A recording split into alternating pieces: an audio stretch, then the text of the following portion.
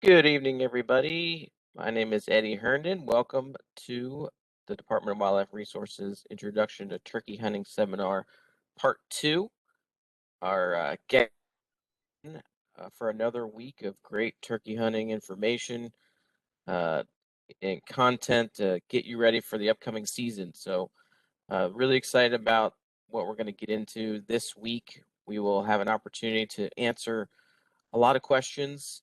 So feel free to type your questions into the chat box during the seminar, and we'll try to address them throughout and especially at the end. So with that, I think we're going to go ahead and get started at 6:30 here and start getting into some of this information because I know there's a lot out there, a lot of stuff to talk about when it comes to spring turkey, and that the season's right around the corner. So I'm going to hand it over to Kyle Ott, our special guest this evening. Take it away, Kyle. Thanks, Eddie. Appreciate DWR facilitating this. I know that there are some folks attending this week that were not with us last week. So just to give a very, very concise and brief introduction, my name is Kyle Ott.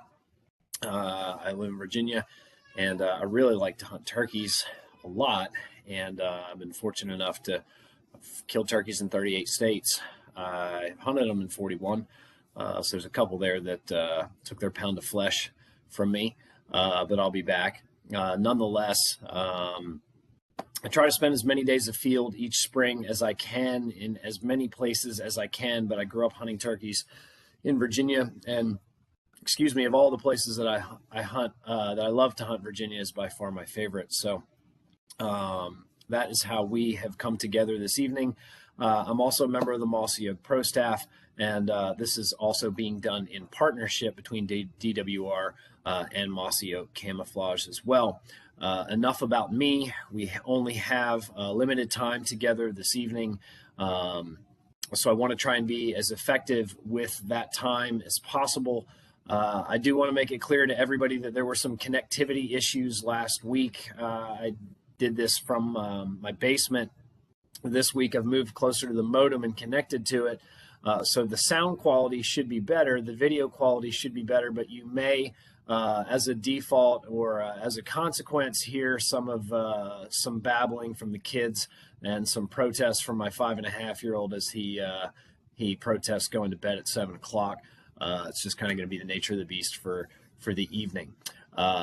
In terms of the content for this evening, we're going to really try and take a lot of the information that we took there that we discussed last week in terms of different calls, places that turkeys live, and I'm going to try and use a scenario-based illustrations as much as possible so that those of you who are brand new, when you go to the woods this spring, you can try and connect some of the scenarios that you're going to encounter with some of the scenarios that we've discussed in this conversation, and you'll at least have some points of familiarity to start thinking about strategy. That's at least the goal for the evening. Whether we achieve that or not will be decided by all of you, but I do thank all of you for showing up. We have several hundred who are coming to this evening, and I appreciate it. So, without further ado, let's start with successfully hunting the wild turkey. Last week we discussed scouting. Successfully hunting a wild turkey for most people is going to start with scouting, becoming familiar with your piece of public ground that is within an hour of your house. It's going to start with becoming familiar with the 40 acres that your buddy at work said, "Oh yeah, I don't like to turkey hunt. You guys can have at it for the spring." Boots on the ground is certainly an important thing. And in terms of assessing those pieces of property, whether it's the back 40 or whether it's the George Washington National Forest, we want to be looking for those converging habitat features. We want to be looking for those clear-cut edges that meet hardwoods, or hardwoods that meet pines, or clear cuts, hardwoods and pines with a pond or with a creek network. We want to be looking for some topography there as well. We want to be looking for agriculture fields, fallow fields, CRP fields. And so these are the ways to, just to kind of quickly touch on some of the things that we talked about last week. These are the things that guys like myself and guys who turkey hunt all over the place are looking for in terms of identifying areas on properties, whether it's large properties or small properties, that will concentrate turkeys. So the easiest thing for most people to look for is just going to be water and some topography, some grade to the ridges. And so you're going to want to go into those areas, 2 and 3 weeks before the season starts, and you're going to want to start looking for scratching.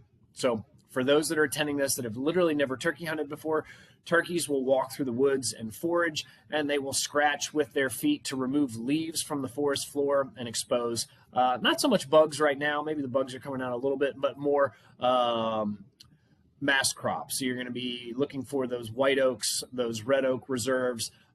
You'll be looking for beech nuts. Really, any type of mass crop is a primary feature or primary component of a wild turkey's diet. And so they will walk through the woods, and it will look like someone took a rake where turkeys have been foraging. And it's very, very discernible. It's very distinguishable when you're walking through the woods. You'll be able to see these bigger piles or these exposed areas on the ground.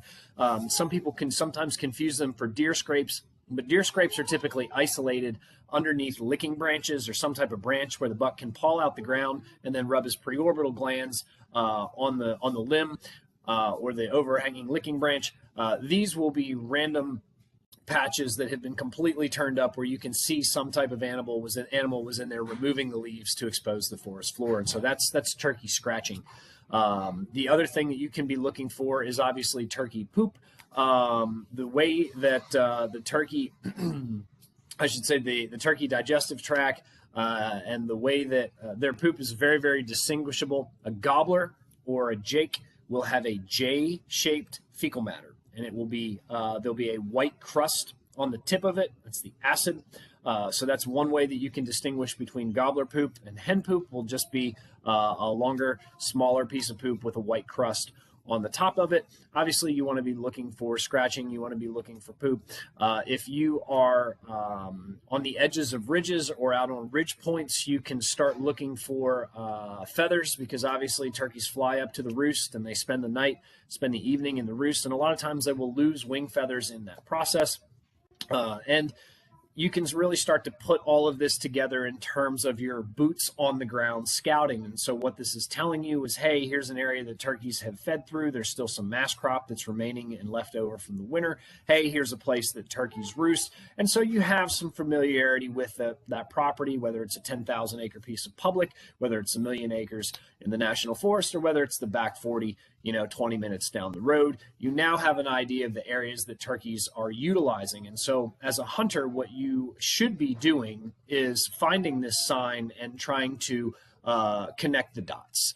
And then you also want to be looking at that sign in terms of, if you were to hunt a turkey in that area, where would be a good place to set up? Where would be, some type of contour in the ridge that you would have to call the turkey over to come and look for you? Where are some brush piles that may obscure the turkey's vision? Or if you're hunting with decoys, obviously decoys are visual confirmation for a turkey. Where's an area where you could get in effectively without a turkey seeing you, but also put a decoy out so that a turkey would be able to see it from a longer distance? These are a lot of the things that you want to be asking yourself as you're walking through the woods and familiarizing yourself with these properties, not just trying to learn where these birds are, but thinking about how you may effectively exploit habitat features that exist in these areas to hunt and successfully kill turkeys. So boots on the ground, there really isn't any substitute for it. You can become a very, very lethal turkey hunter by learning terrain and topography and where turkeys are, and then starting to think about how you would exploit those features, or how you would utilize those features to conceal your movements and get close to turkeys, and ultimately make it easier to call them in to yourself. So that boots on the ground effort is really, really important. It can be done with your kids. It can be done with your spouse. I mean, you can take a walk, disguise it as a walk in the woods, and be collecting information the whole time that you're there and looking for sign. But the other thing that you're going to want to do that's really going to value add to this is going to be you're going to want to listen before the season or the days that are upcoming prior to the opener. You're going to want to be listening to confirm that you're hearing gobbling or that you're at least hearing some hens in that particular area. And then you want to be evaluating the information that you are that you're receiving. So you want to be evaluating that gobbling. You want to listen to the direction that the turkey flies down once he flies down from the roost. As he gobbles on the ground, you want to be listening and paying attention to the general direction that that bird is traveling. If there are hens in that area and the gobblers, for some reason, which is very typical, get quiet and they don't gobble much on the ground, if the hens continue to talk, you can listen for that hen talk and see, do those turkeys head to a field to the west? Do they head to the south? What is their general direction of travel? And if you can listen a couple mornings consecutively, or even a couple mornings that are just broken apart, if the turkeys are doing the same thing, you want to be paying attention to those clues, because that's going to influence where you would subsequently set up on those turkeys once our opening day gets here or once we are in the middle of the season. And so really, to me, turkey hunting is just one continual game of analytics. You are constantly assessing these behaviors in the context of the habitat itself, and you're trying to develop effective strategies that are going to allow you to get close to those birds. But preseason scouting, knowing these things, having this information, really puts you exponentially ahead of the game on opening morning or whatever morning it is that you're going to hunt once the season opens, because you have intelligence, you have information that's going to influence a strategy, as opposed to just going hunting and hoping for the best. Now, that's certainly a situation that many of us are going to find ourselves in. We're not going to be able to listen a couple days before the season or during the season. We're not going to be able to roost turkeys. That doesn't mean that we can't be successful just by going turkey hunting. But what I am telling you right now is that the more information that you have, the more well-developed your strategy will be, and the higher likelihood you will have success. That really kind of touches on the scouting component. There were a lot of questions about scouting that resulted from the last seminar that we did. But for those of you that attended and for those of you that didn't, I just really kind of wanted to bring all of that together before we start talking about in-season strategies. At this point, do we have any immediate questions, Eddie, related to preseason scouting? Anything that we should address before moving into moving beyond that? Yeah, I had a quick question in following up with what you're talking about with the scouting. So I know what some people will be potentially thinking. They put in the work, like you said, and they have an idea of a spot. What is obviously the best time to then execute on that knowledge that you built up is opening day. And then afterwards, how does that change? Or do you use that same information and apply it to a new strategy as the season progresses? That's a great question. I appreciate you making sure that we addressed it before we pivoted off of this and started to move on. So scouting before the season obviously puts you in the driver's seat for opening morning. But scouting during the season is just as important to me. Anytime I can have more information when I'm going hunting, the more confident I am when I go hunting. So once again, if before, and the opening day, I use opening day as a reference because, if you're hunting public land, the turkeys really haven't been messed with. Their behaviors, their normal behaviors and their routines haven't been disrupted by human pressure. And so to me, it's really, really important to be as prepared for opening day as possible, because you're going to get the most authentic patterns. You're going to get the highest degree of consistency, especially when you're hunting on public land, on opening morning. Now, this isn't to say that you can't go kill turkeys on public land the second day of the season or the third day of the season or the 12th or the 20th day of the season. It happens all the time. We do it all the time. New hunters do it all the time. But what I am saying is that to me, that information is highly valuable. It's highly actionable, and I can leverage it most effectively right off the bat. Now, that's not, I don't want to dissuade anyone or discourage anyone to, during the season itself, your hunts are going to be scouts. So if you are not successful during your hunt, you should be recruiting data and recruiting information that's going to be leveraged for your next hunt, whether that's the next day or whether that's 3 or 4 days later. To me, there's a lot more value in scouting that is more proximal to your hunt. So I certainly would, if let's say the average, the average hunter, the person listening to this is going, well, I've got 2 days to scout this season before the season starts, in the 3 weeks that we've got or 4 weeks that we've got before the season starts. I would be more inclined to tell that person, take the 2 or 3 days immediately prior to the season and do that scouting. Then, if those are the only days that you can scout, take 2 days prior to the season and go in there so you can listen to turkeys and see exactly what they're doing. Maybe take a day now or in a week and go familiarize yourself with that terrain. But once the season is open, obviously you're going to be hunting.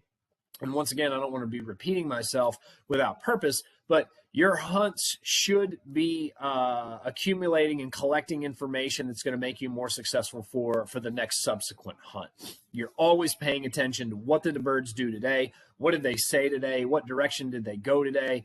Where did I find new sign today? What sign did I find? These are all things that you can be collecting while you're in the timber to help yourself be more successful the next time you go. And I think it's really, really important to maintain that perspective about, hey, I am collecting information now.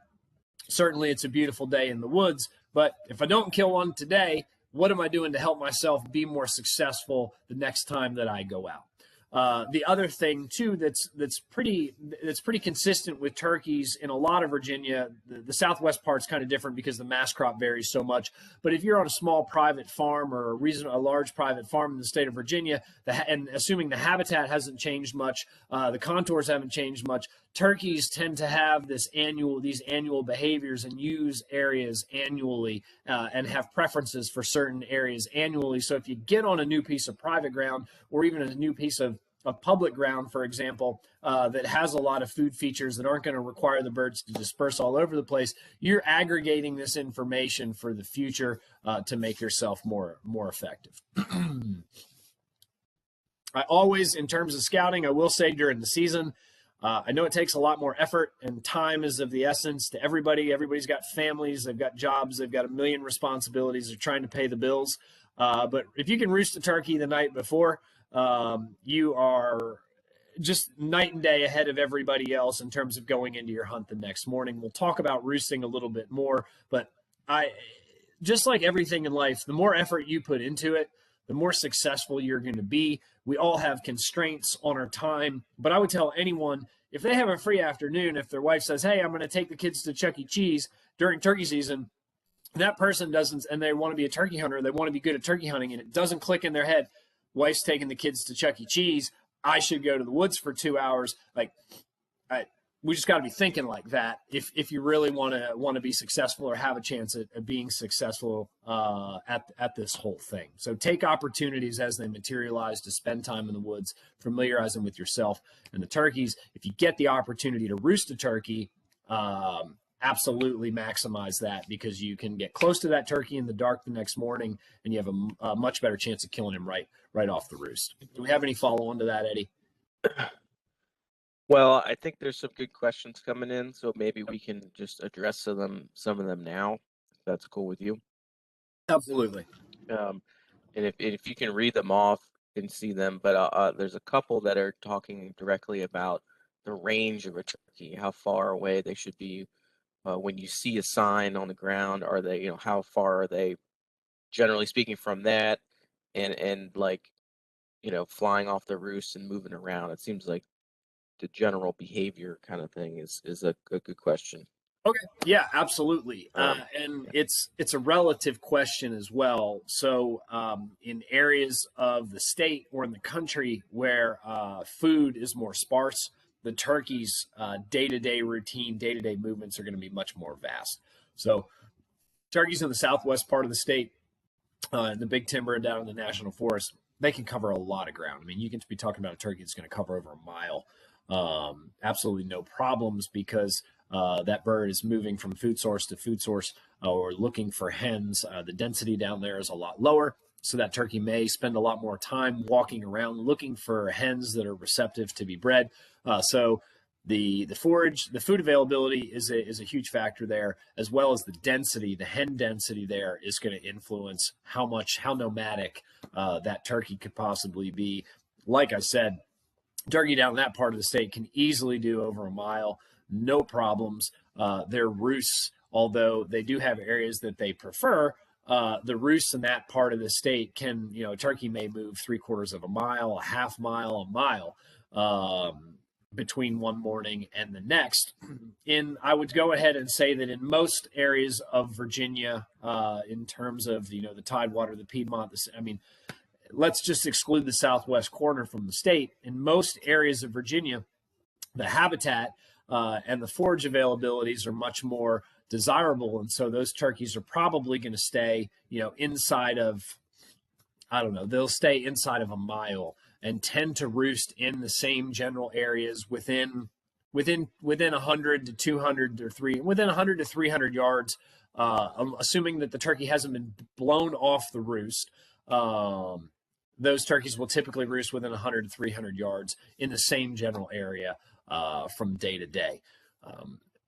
Blowing a turkey off the roost, busting a turkey off the roost in the pre-dawn is probably like the most egregious offense that a turkey hunter can make, or the most damaging thing that a turkey hunter can do, because telemetry studies indicate that turkeys will relocate anywhere from 1/4 mile to a mile when they have been blown off the roost. And what I mean by that is a hunter comes in on a bird that's still in the tree in the morning, and the turkey flies away out of fear of that source of noise or of that hunter. So at all costs, everybody's going to do it. Everybody does do it.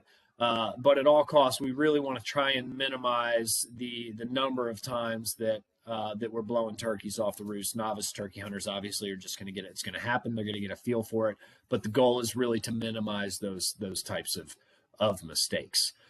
So just in terms of a quick summary, it's probably reasonable that on your average piece of ground in Northern Virginia or the northern neck of Virginia or central Virginia, that those turkeys are going to have some type of circuit that is going to be in that mile range, that mile radius of where they start and where they finish at the end of the day. But lots of times it really can be smaller than that. If those hens are not moving, there's an abundant food source there, there's good cover there, there's good nesting habitat. If the hen concentration is high in a particular area, man, those turkeys may not go more than 400 yards all day long. They may just stay in that general area. I've seen it where they stay in areas that are smaller than that. It's just going to be those variables in terms of hen density, forage, and habitat quality that influence how much fidelity those turkeys have to a particular area.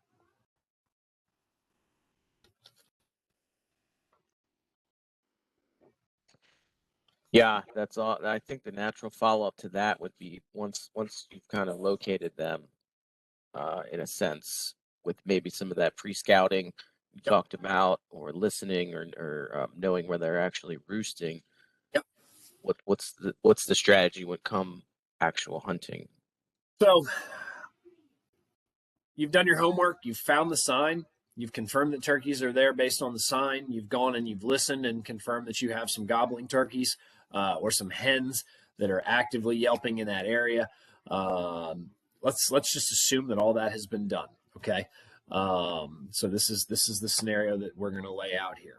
At that point, before opening day or before the hunt, whenever hunting season is open, if you get the opportunity to roost that turkey, then you're going to go in there that evening before. You may owl hoot a couple times. You may hit a crow call once or twice. I want to encourage everybody to be very, very sparing with these calls and just can be consistent with what would be normal in the natural environment. But let's say you get that turkey to gobble and he's on the roost. Now the next morning, you're going to, your habitat, your terrain.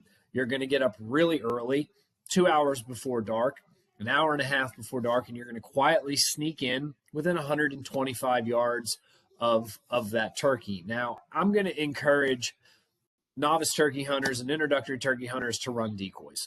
I personally don't prefer to hunt with them. I do every once in a while. I guide with decoys very regularly, but if in terms of novice turkey hunters, the decoy will make the experience. We'll make it much easier to have interactions with turkeys, because obviously the decoy, if you're calling, the decoy is the visual confirmation of the source of that calling, and the turkeys will be inherently more likely to come in and investigate it when they can confirm that there is a turkey or decoy in the area. So you want to get within 125 yards, 150 yards of the bird.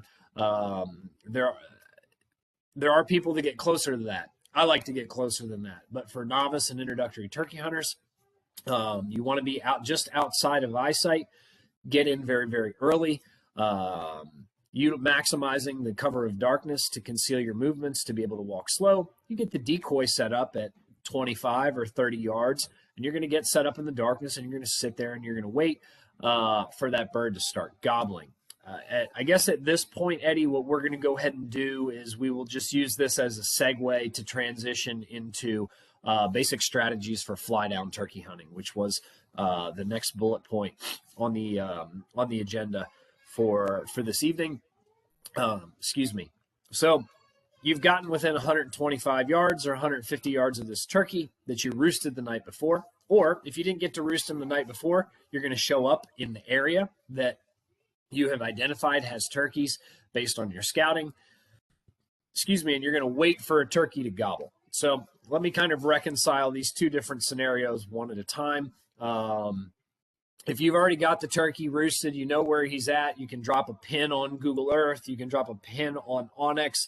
The technological features now are just incredible in terms of your ability to precisely mark where that turkey's at. And you're going to move within 125 or 150 yards of him, or whatever is just barely out of eyesight, and you'll get your decoys set up, and you're going to wait for him to start to gobble. At that point, this is a scenario that a lot of people will probably encounter this spring when they go to the spring woods. So the turkey's going to start to gobble on the roost, or hopefully you've got a morning where turkeys are starting to gobble on the roost. And the question becomes, how much do I call? What do I say? What in the heck am I actually doing, right? So sometimes I wonder if I'm ever going to call another turkey again in myself. But we got to get back to that conversation management that we talked about in the initial seminar, where we need to be very careful with what we say, how we say it, and we don't want to say too much because we want to maintain the element of curiosity during this interaction. Once again, like I'd said the last time, if you don't really know a whole lot about what you're saying to a turkey, instead of saying a lot, we want to say a lot less. So assuming that you're set up within 125 yards or 150 yards of this turkey, you would like to be on the same level as the turkey or slightly above the bird, calling him uphill using some type of grade. Obviously, that's going to depend on where you're hunting. But the turkey starts gobbling and dawn starts to crack the horizon and the woods are coming alive and this bird's gobbling and you're going, when do I start to call to the turkey? And the answer to that question, quite honestly, is it depends. But for this scenario that I'm going to illustrate, I'm going to pretend that this turkey that our hypothetical turkey hunter is on is gobbling on the roost. He's gobbling pretty regularly. Every couple minutes, the bird's gobbling. You can hear it. It's loud and clear. There's no question in your mind that you're listening to a turkey gobble, and you have found yourself sitting 125 yards from him. I personally like to wait until light has really started to illuminate the forest floor before I'm going to say anything to that turkey, because that turkey at that point is gobbling enough that I think he probably doesn't have a hen. If this is an early season hunt, his hens are most likely going to be talking if he has them. But I am analyzing this situation as our hypothetical turkey hunter to say this turkey's gobbling a pretty good bit. You know, every couple minutes I'm hearing him gobble. I don't hear any other turkeys in the immediate area. So at that point, I'm going to wait, and this is going to be really tough to do for a lot of people. They're going to want to call. I'm going to wait for light to start to illuminate the forest floor before I give the turkey a couple tree yelps. And in terms of tree yelps, we had talked about them last week, but for those of you that were not here, a tree yelp is a very soft, nasally yelp, just like a person is kind of groggy when they wake up in the morning. Their vocal cords aren't fired up. That's the same thing as a tree yelp. It's very soft, it's very quiet. It's just a couple very soft,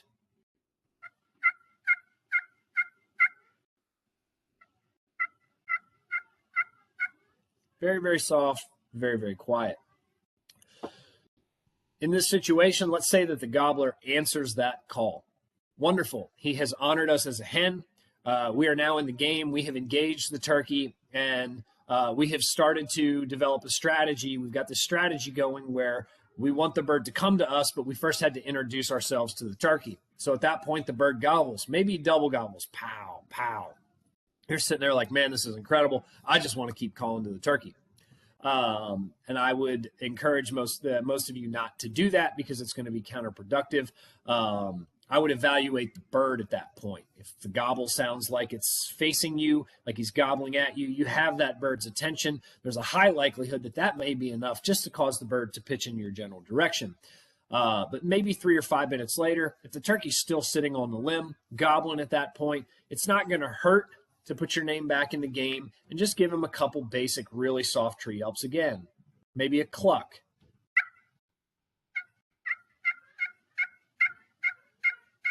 Super soft stuff right there.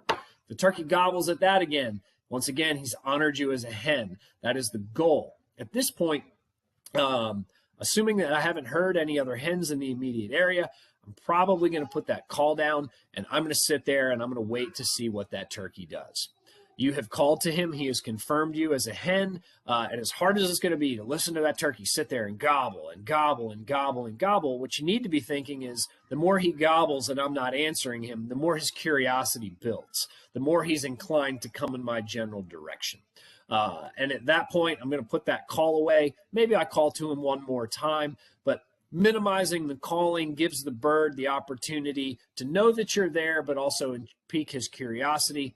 And you want to sit back and you want to evaluate at this point. This is where we start to get into chess. We're not playing checkers anymore. We're playing chess because we want to be thinking about what is that bird thinking.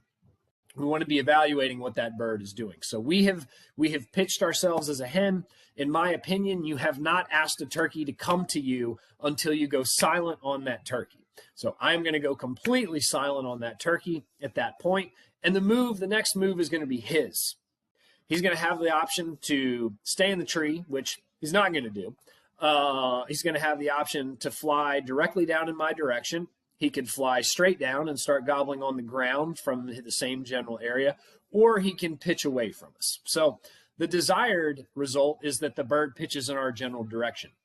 And if that's the case, man, we're really in the chips because he has flown in our direction. He confirmed that he knows that we're a hen when he gobbled to us, and it really shouldn't take much more calling, if any, to have that bird come in. Once again, maintaining curiosity, piquing that interest, and shutting down is going to allow that bird to make the decision in terms of whether he comes. The other benefit that you have as a hunter at that point is if you stay quiet on the turkey, he really shouldn't have the ability to pinpoint exactly where you were, exactly where the source of that sound came from. And so he's more likely to come in and really look hard, walk a few extra yards looking for the source of that calling. In the scenario that we talked about, we had decoys out, so it's highly likely that he's going to see those decoys. And at that point, once he's seen the decoys, he'll commit to the decoy setup. And ideally, you're ready for that and you shoot him. If the turkey in that situation were to fly away from us, well, that's not really that inherently problematic if we're on a large chunk of public land in Virginia, or if we're on a large chunk of private land, because at that point we know the direction that he wants to go. And then we just make a big loop around, really careful in terms of how wide our loop is, and we put ourselves in front of that turkey, and now we have a high likelihood of calling him in because we're in the direction of travel that he's told us that he wants to head. If the bird flies straight down, just literally drops right out of the tree and just drops off the limb and ends up gobbling on the ground from the same place, we may need to call to that turkey a little bit more. We may want to give him a couple cuts at that point. We may want to give him some excited yelps, so we may get into something like this.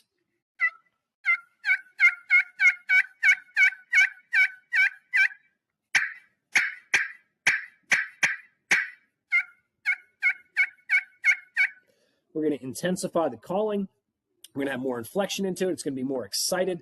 And we're going to throw that at that bird in an attempt to portray ourselves as a sexually receptive hen, one that's excited, one that wants to breed. And we're going to put that on that bird and let him think about it there for a minute. Most likely, if he's by himself, he's going to gobble at that. And then we need to sit back and we need to give him some time, 5 minutes, 10 minutes, to see what he wants to do. And he'll do something at some point. He'll either come to you, he'll either go quiet and come to you, he'll gobble coming to you, or he'll gobble going away from you. Which kind of brings us to a good point. I mentioned earlier that in my opinion, you have not asked a turkey to come in your direction until you have gone silent on him. After, I don't know, 26 years of turkey hunting, I believe it. And when I finally stopped calling, when I was new to this whole thing, when I finally started calling less and building that curiosity and really forcing those birds to come and look for me, I started killing a lot of turkeys. So I kind of saw it in action, and I'm trying to save all of you that are listening to this that aggressive learning curve, because I called a lot when I was a brand new hunter. I thought it was awesome to make the turkey gobble, but what I didn't realize at that point was making him gobble is not making him come. Silence is 100% what makes a bird come at some point. But I want to talk about silence on the turkey's part.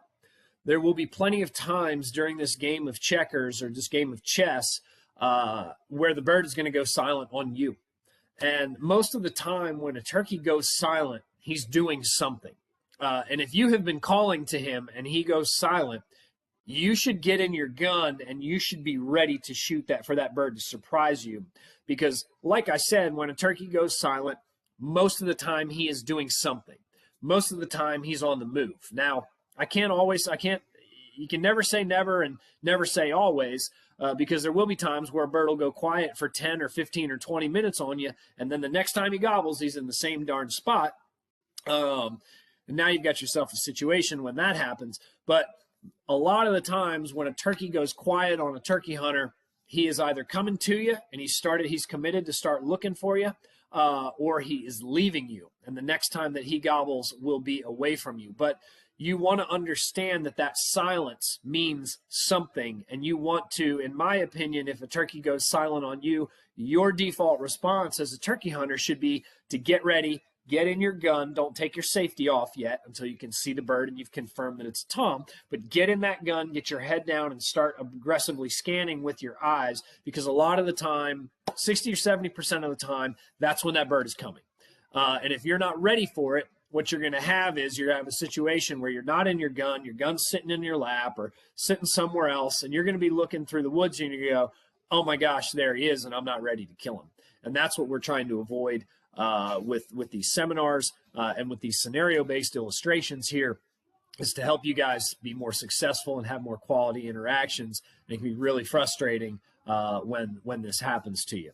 So I want to pivot back to the scenario where we talked about the hunter hasn't had the opportunity to roost a turkey the night before, but he shows up in an area that he scouted, and he knows there's a lot of turkeys in there. He knows there's at least a lot of turkey sign in there. How that plays out.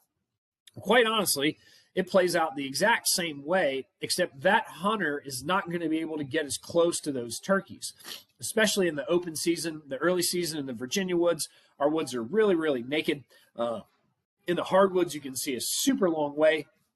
That hunter at that point may not be able to get close enough to that bird to make an effective play. But let's say he can get to that 125, 150 yard window on the turkey in terms of distance from him. It's going to be the same situation. You're just going to have to be really, really careful in terms of how you move towards that bird that's gobbling on the roost. You want to keep big trees between yourself and that bird. You want to be looking at your available surroundings and thinking, what can I use to conceal my movements? You certainly don't want to be standing completely erect. You want to get down. You want to hunch down. You want to find those big poplars, those big beech trees, those big oak trees, and keep them between you and the bird. You want to utilize, thickets.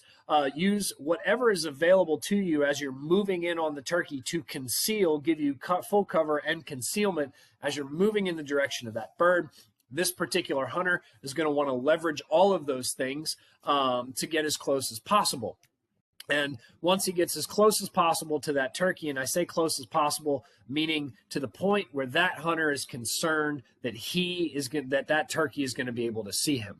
My suggestion would be always to err on the side of caution, more distance as opposed to closer, because once again, we want to avoid the ultimate sin of blowing that turkey off the roost and ruining a good opportunity to have a good hunt. So that hunter is just going to get as close as possible. He's going to set up on the same level or slightly above that bird and start to engage that turkey in the same way that I illustrated earlier when I was talking about, assuming that the turkey doesn't have any hens. Eddie, at this point, I know that I've seen some questions popping up. Do we have anything that's worthwhile that we should address right now?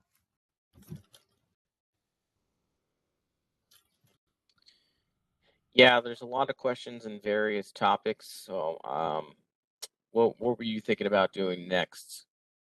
So what I wanted to do was I wanted to start talking about transitioning into hunting hen'd-up turkeys, and how the tactics change when you can confirm that hens are there. You're hearing hens, you're hearing a single hen, you're hearing multiple hens, and gobblers, and kind of how that thought process, how those tactics are going to change when you encounter that situation on the roost for a fly down hunt. Okay, let's go into that. And then after that, maybe we can backtrack to some of these questions. All right, sounds good to me. All right, so the other scenario that everyone's highly likelihood, excuse me, I'm going to mute because I got to clear my nose real fast. I'm getting stuffy.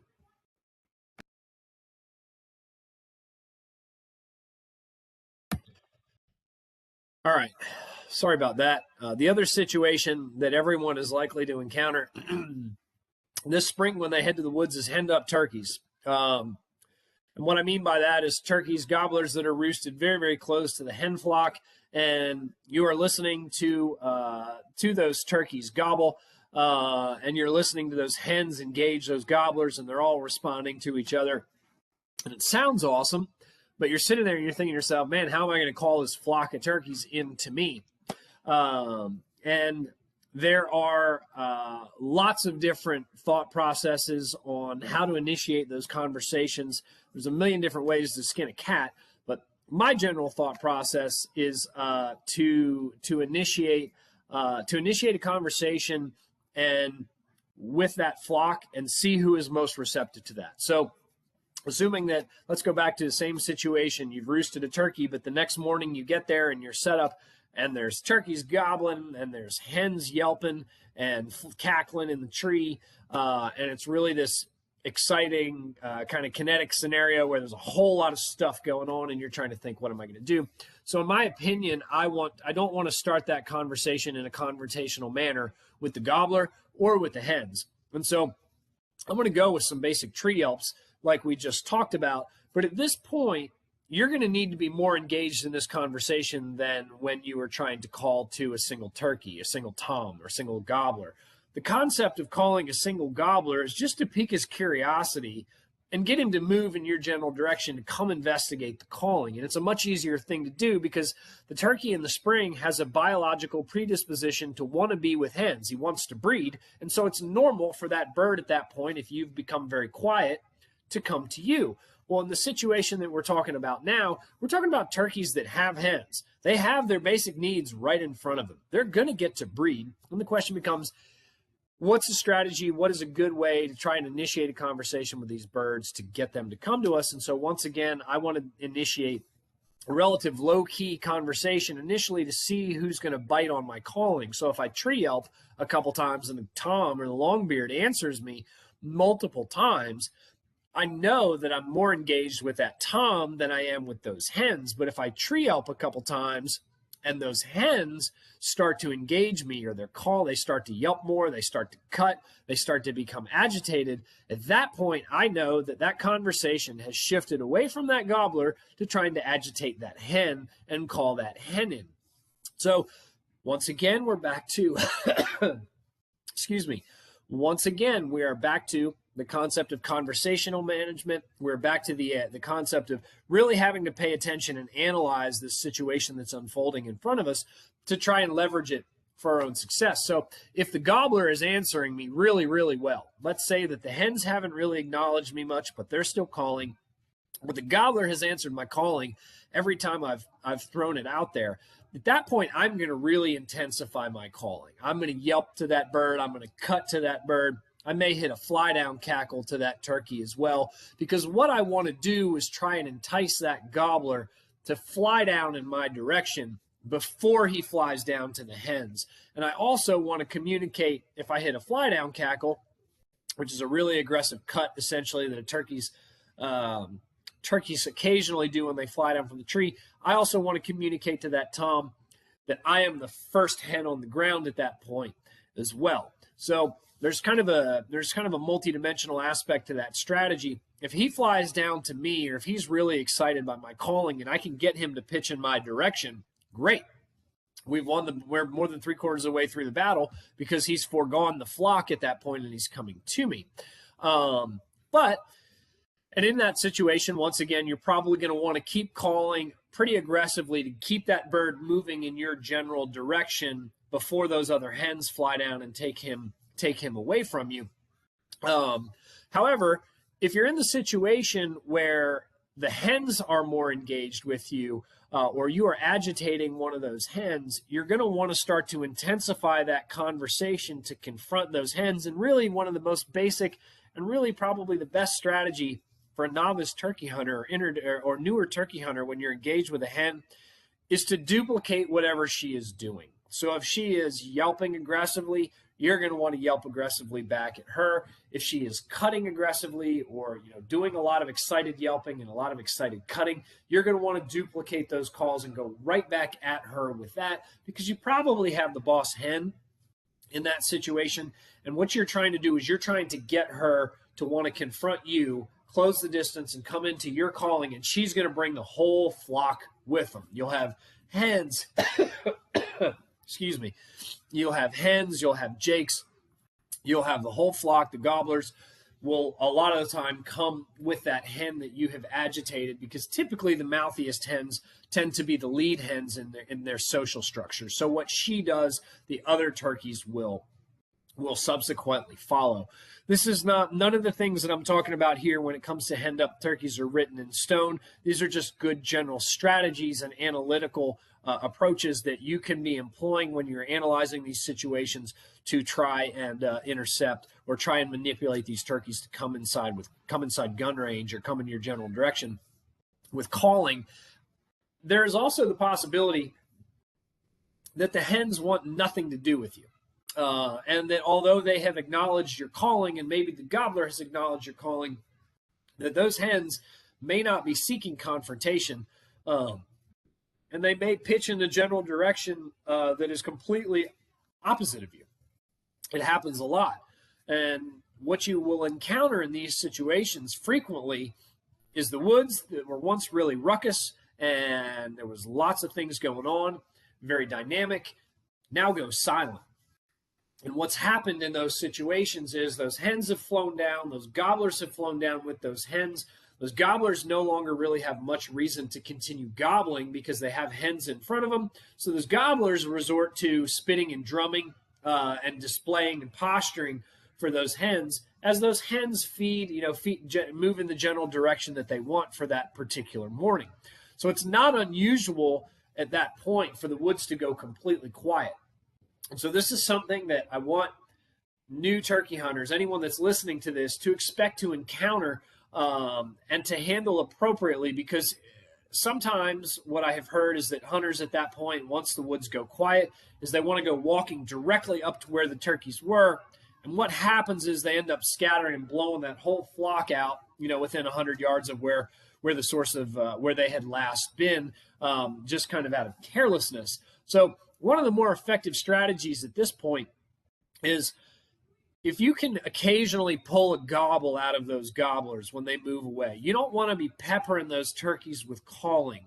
Once they have demonstrated what direction they want to move in based on the fact that you have heard the sound heading in that direction, you want to put yourself ahead of those turkeys. You are not going to, as those turkeys move ahead of you, you are not going to be able to move up and call that flock back to you. It just very, very rarely happens that you're going to call a bird back to where he's already been. You want to be calling a turkey to where he wants to go. And so if you can occasionally get a gobble out of that gobbler that's moving with that flock, you can start to work your way in or work your way ahead of those turkeys. If you listen for flock talk, sometimes turkeys are very, very vocal. In terms of the amount of calling that they do in the flock itself, you can listen for that flock talk and kind of bobcat those turkeys by staying out wide and circling in on them. Or one of the other things is that flocks of turkeys make a lot of noise, especially in the early season, which was when you would more typically encounter a larger flock of turkeys. Those turkeys are going to be scratching in those leaves. Those turkeys, the gobblers, are going to be spitting and drumming, which is called the mnemonic huff. It's like a sound. You can get on YouTube and look it up. But those turkeys are still going to continue to make noise. They're going to give you clues as a hunter that you can utilize to try and put yourself ahead of them. You know, if they go completely silent or if they fly off the property, at that point the hunt is done. You may have to wait till mid-morning to come back and check for a bird. But what I want to focus on here with hunting turkeys that employ those types of behavioral patterns is utilizing clues to keep yourself in the game, despite the fact that the birds are not readily acknowledging your calling anymore. They are still killable if you interpret the clues that they're leaving, and if you have the ability to get in front of them. Now, it's just a very ideal scenario. Lots of times it doesn't work out, but I want everybody to kind of leave this seminar here today, especially those that are going to go to the woods for their first time, just to have some context in terms of exactly what is happening and why it's happening. Eddie, do we have any questions at this point?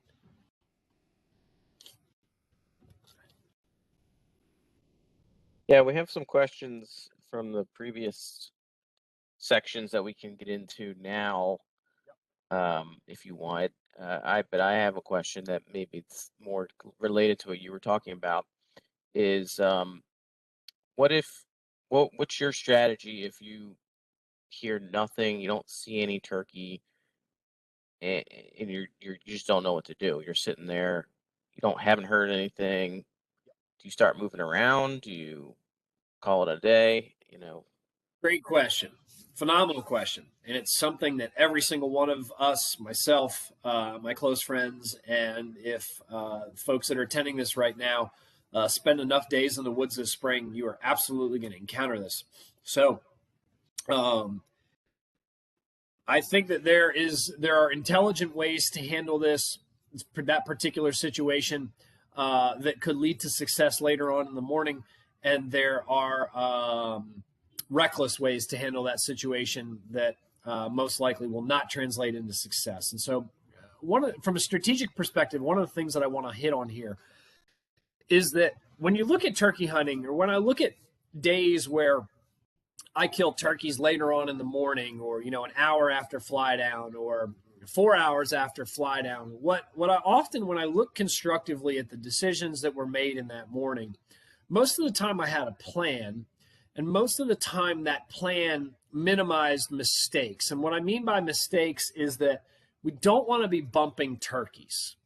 We've already talked about the cardinal sin of blowing turkeys off the roost. So in this gentleman's situation or scenario that he inquired about, if the turkeys aren't saying much or anything on the roost, we don't know where they're at, number one. We know that at that point, based on the timing, I'm assuming that you've shown up, it's still, semi-dark or dawn's cracking. It's time when you would expect birds to be gobbling. We don't know where the turkeys are at, but we think that there are turkeys in that general area. So that's one general assumption that we've got to make. We definitely have some faith or some confidence that we're in an area that has turkeys. We don't know where they're at. They're not gobbling. And so in my personal opinion, if you have another spot that's down the road, if you've got private land or if you've got a vast expanse of public land, you might get in the truck at that point and go to another place to listen from. But if we're committed to this one particular area, you do not want to start moving around through that timber or through that habitat, in my opinion, until after turkeys have flown down.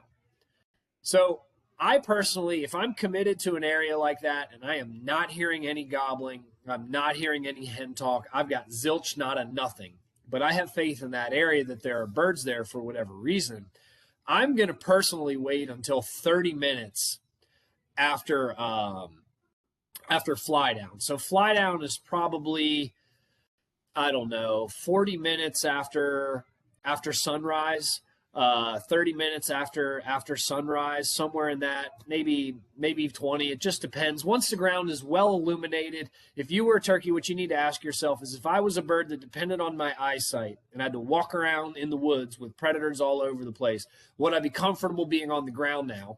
And if the answer to that question is yes, then that's time when turkeys should have flown down. If the answer to that question is, I don't know about it, then we're not at fly down. And so that's kind of a good way that you can approach going to places that you've never been before in terms of assessing when fly down might be. But at that point, I'm going to wait for another 20 or 30 minutes after I feel like turkeys should be completely comfortable getting on the ground before I start doing anything. And my next move at that point is going to be, I'm going to move into the general area where I think the turkeys should have been roosted, whether that's, ridge points or a swamp edge, whatever the general area that I believe should have concentrated turkeys on the roost. I'm going to slowly start to move into that area, and I'm going to look at the habitat features, and I'm going to start to work through that area, calling very, very softly, maybe slowly intensifying it. But I'm going to move, and I also want to say this, I'm not going to call from any area that let me put it this way. I'm only going to call from areas where I would be comfortable, if a bird answered me, working him from exactly right there. And so one of the things that I like to say to people when we're having this conversation is, you should not be calling if you are not ready for the bird to gobble and to work him from that exact position. And I like to say to people, don't ask the question if you're not ready for the answer. And so a good general school of thought with that is, as you're working through the woods, as you're working through kind of hitting that call, trying to elicit a gobble from a turkey, before you hit that call every single time, you should look around and you should say, if a turkey answered me right here, right now, where am I going to sit down? And is this a good place for a bird to be able to come in and have to look for me? Because you're not going to have time to put the decoys out if the bird gobbles right on top of you. If he's further away and he answers you, obviously you may be able to have enough time there. But a good general rule of thought in terms of calling is, don't ask the question unless you're prepared for the answer. You can prepare yourself for the answer, but just make sure you don't want to be reactive in these scenarios. So I would move into the area where I thought these turkeys would be, and I would slowly start to soft call just a little bit, maybe working a couple different calls, a pot call or a box call. In my case, a mouth call because I'm preferential to that particular calling type. But I'm going to try and sound like a couple different hens, just yelping back and forth to each other. And occasionally, maybe every 200 yards or so, I may intensify that calling, intensify that yelping, or cut. But I'm going to be looking at my map. Most people these days are going to be running some type of map function on their phone, whether it's Google Maps, Onyx, or Hunt Stand. And they're going to be able to identify where contour lines are on those habitat features, where those swamp edges are. And so I'm going to strategically work through that area where I think turkeys should be, or in the general direction that I think they should be headed, hitting the call. All the while that I'm doing that, I'm going to be utilizing, whether it's thickets, whether it's swamp edges, whether it is ridge tops, I'm going to be using those terrain features to conceal my movements, because one of the biggest mistakes that turkey hunters make is they move through the woods in a way that is highly revealing of their presence. Instead of, if they're in flat woods, instead of finding a thicket that they can work the edge of, they walk through open woods and they're calling in open woods. And it's like, well, what are you going to do if the turkey answers your call and you're in open woods? Or what are you going to do if you're in open woods and the turkey can see a long way and you hit a call? The turkey's 150 yards through the woods, and all he has to do is look and say, that doesn't look like a turkey, I'm out of here. So we want to constantly be thinking as turkey hunters is how to strategically move through these landscapes in a way that conceals our movements from our quarry. So I personally, if you're working in habitat that has a lot of contour, ridge networks, I'm always going to be working 40 yards below a ridge top, calling in the general direction of that ridge top, anticipating that I could strike a turkey on the other side of that ridge. You have to give up something when you hunt. You're always going to give up something, but the goal as you move through properties is to be able to find sources of concealment that allows you to move through that property without turkeys seeing you and without disrupting their patterns. And this is kind of an acquired thing, but now we have, handheld map technology where we can literally on our phone look, okay, here's a ridge system. I want to work this ridge system north. Instead of walking the top of the ridge, which tons of turkey hunters do, instead of walking the top of the ridge, get off, start to side hill on the east or the west side of that ridge and use that ridge top as a source of concealment for the other side. So I'm going to use my map functions or my knowledge of that habitat to start to work through that farm or that particular parcel into areas where I think turkeys should be based on those habitat confluences, based on scouting, based on visual confirmation, seeing turkeys in fields. And I'm going to start to strategically work through that property using features to conceal myself while calling in areas where I feel comfortable doing so. If I were to strike a turkey, if a bird were to answer my call, I could work the bird at that point. But I'm going to work from place to place to place to place. And I literally am going to be looking at my maps, thinking about how I am going to effectively move through that habitat to conceal myself to the greatest extent possible. One of the biggest things, and I mentioned it earlier, is minimizing mistakes while you're in the woods so that you can capitalize on opportunity when it actually presents itself. And one of the best ways to do that is to always be conscientious of our movements and maximizing concealment so that we are not disrupting these birds. You, as a turkey hunter, have the choice to make the effort to make this effort to conceal yourself as you move through these properties. And ultimately what these choices tend to yield is turkeys that haven't been disturbed, turkeys that maintain more routines, turkeys that are more highly predictable. And all of these things are really desirable when it comes to being good at killing turkeys. If you got a predictable turkey, you got a turkey that's on a routine, that's a really easy turkey to kill. And you want to make sure that your behaviors and the way that you're moving through these properties is not done in a counterproductive manner. If you feel like you have to move through an area where you are going to expose yourself a lot, I'll see hunters go across open fields. They're literally standing in the middle of an open field hitting a turkey call. And it's like, what are you going to do? Like, what if a turkey hasn't seen you and he answers your call? How are you going to effectively control or have an effective strategy when you're completely exposed in the middle of a 25-acre field or 15-acre field or 5-acre field? And these are things I see. I hunt public land all over the United States, and so I see people do this kind of stuff all the time, and it always makes me scratch my head. But what I want to convey is not that I'm being condescending to these people. What I want to convey to the people that are listening to this right now is to think about ways to more effectively move through that type of habitat and to more effectively conceal your movement so that if a turkey does answer your call, that you actually have the ability to effectively hunt him because he hasn't seen you.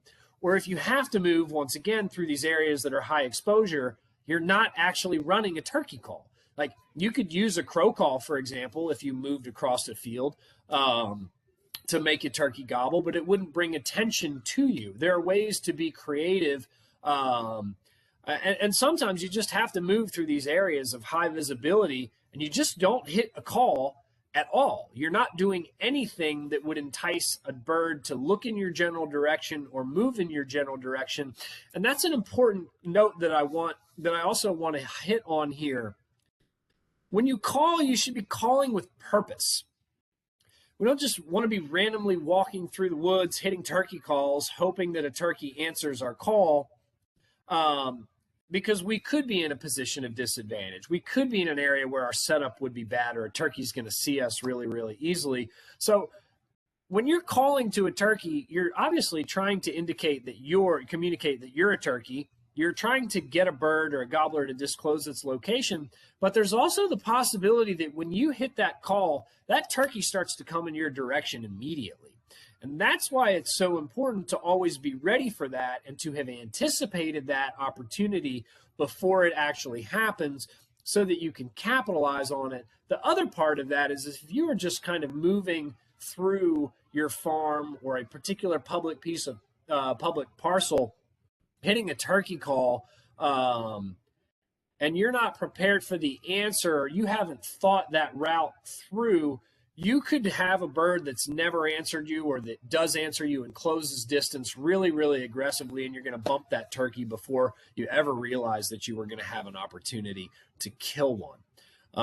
So I know that that was a really long and extensive way of explaining my thought process on this no gobbling scenario. But if I had to kind of concisely summarize everything, my opinion on that type of scenario, it's don't do anything that's going to blow a turkey off the roost.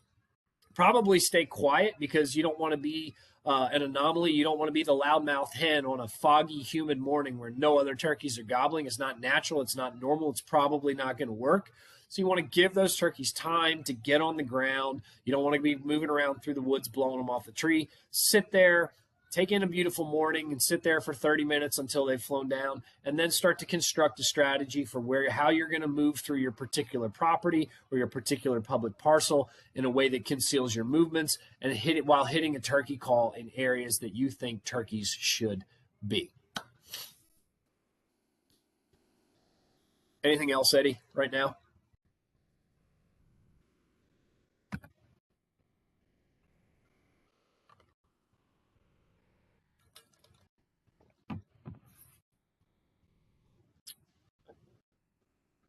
Eddie, are you there?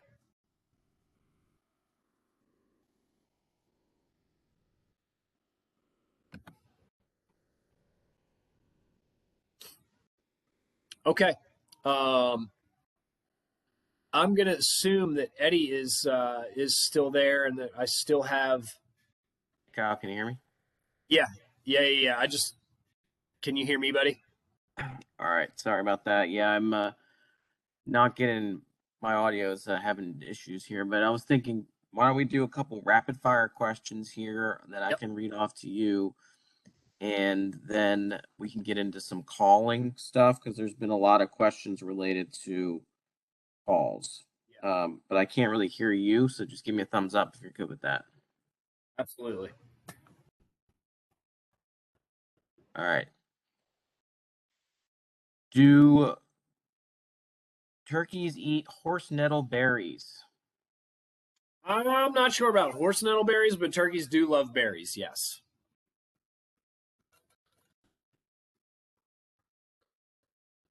Okay. You're good there. Do jakes always gobble as soon as they get off the roost? No, jakes actually do not gobble very often. Occasionally, you'll have a jake that has a very mature and well-formed gobble that would be convincing enough that you would think it's a gobbler. But most of the time, jake gobbles are very awkward. They're kind of squeaky. They may be too long or they may be too short. Excuse me. But most of the time, you will hear a jake gobble and it'll sound goofy. And at that point, you can identify that is a jake. Jakes, in most situations, this year may be a little different. We have a lot of jakes running around in the woods, but most of the time, jakes have been put in a submissive position by the toms, by the longbeards in that area, and there has been a clear dominance that's been established. And so you really don't hear jakes gobble very often during most springs. This year may be a little bit different because we have so many jakes that they may be beating up on some of the toms. But by and large, jake gobbling is not a common thing. Jakes will yelp. It's a very coarse, slower, mount type of yelp. But you really don't hear jakes gobble that often.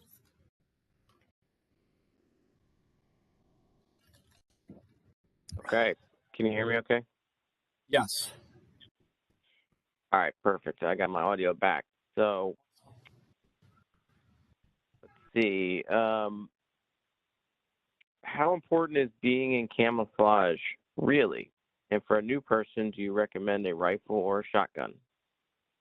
Yeah, so camouflage is critical. I mean, turkeys live and die based on what their eyes tell them. Their hearing is their secondary defense mechanism. But we talked about this a little bit last week. Turkeys see the full color spectrum, and their eyes are positioned on their head in a way that allows them to see somewhere between 280 to 300 degrees. It depends on which scientist you're talking to.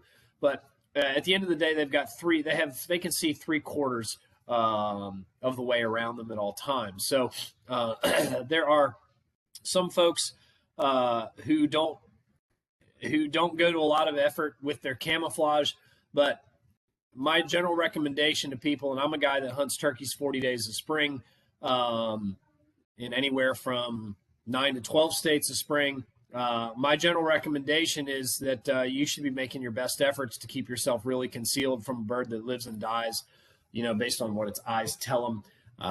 I had mentioned earlier, obviously I'm affiliated with Mossy Oak. Mossy Oak is a company that was developed to hide human beings from the wild turkey. That is literally why Toxie Hayes decided to start the company. Bottomland is probably the most effective camo pattern in America. For most environments, one of our most common sayings is everything's better in bottomland. But the ability to blend in with vegetation here in Virginia, we have a lot of oak trees, poplar trees, beech trees. It's a perfect camouflage to be able to blend in with the tree because it has those light grays, light whites, and also black color tones. So it does well when it's directly exposed to sunlight, which when you look at a tree that's exposed to sunlight, a poplar or an oak tree, it turns whitish gray. And when it gets in the shadows, it really starts to darken. And so bottomland has a really, really effective ability to blend in a lot of different environments, especially in the early season when you don't have a lot of vegetative cover around you. We make a pattern. It's one of my favorites. It's called Obsession, where it starts to integrate a lot of greens with that bottomland background. Just a highly effective pattern for the middle to the end of the season. Most years, sometimes in Virginia, we're way ahead in terms of our vegetation and our canopy in the spring, and so we wear it early. But I can say with confidence that it's really important to keep yourself concealed from turkeys, and camouflage is an important part of that recipe to do it well. In terms of a rifle or a shotgun, rifles are legal in Virginia, but here's the bottom line. It is a very, very small percentage of people that carry a rifle. In my opinion, and this is not DWR speaking here, I'm not going to speak on behalf of DWR, but my personal opinion on this matter, number one, is from a safety perspective. Rifles can go a long way, and if you're hunting turkeys, you're hunting in some type of flat ground or on a grade. You're hunting in an environment where that bullet could go a really long way if it passed through the bird or if you missed. Furthermore, in terms of true turkey hunting culture and true turkey hunting tradition, if we really kind of want to go that route, the object is to call the bird in or to get the bird as close as possible. That's the skill of turkeys. That's the reason of being a turkey hunter. That's the reason that we're doing this seminar right now. The object is not to be shooting turkeys at 150 or 100 or 75 or 60 yards. The idea is to generate a skill set and an awareness that will allow a person to have a really quality interaction with these animals that is highly rewarding, but also in the tradition of fair chase, based on general consensus in terms of turkey hunting tradition. The goal is that sub 45-yard range for a turkey. Air rifles have become popular in certain parts of the country. I believe air rifles are legal, but you just got to make sure that you make a really precise shot with an air rifle to the bird's head. Obviously, an air rifle doesn't have the range of any center fire or rim fire rifle, so I would consider an air rifle to be a safe alternative to a shotgun. In terms of gauges, most people are shooting 12 gauges for shotguns. 20 gauges are more than acceptable. The most popular form of shot is called tungsten super shot. It's TSS. I prefer number 9s. There's a lot of different manufacturers out there. Apex Ammunition is one of the tops. TSS Shot manufactures shell commercially available holes. Federal also makes a TSS load that is commercially available and available at more retailers like Cabela's and Bass Pro Shops. You have some heavy shot options, which is heavier than lead. I always preferred a number 6 when I was shooting heavy shot back in the day. And there is the lead option.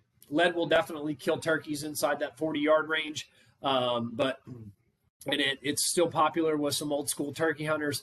But with the technological advancements with heavy shot and with TSS, I just personally think that I owe it to the bird to have the best round possible in my shotgun, and so that's why I personally prefer TSS, and I prefer number 9s for that. What do we got, Eddie?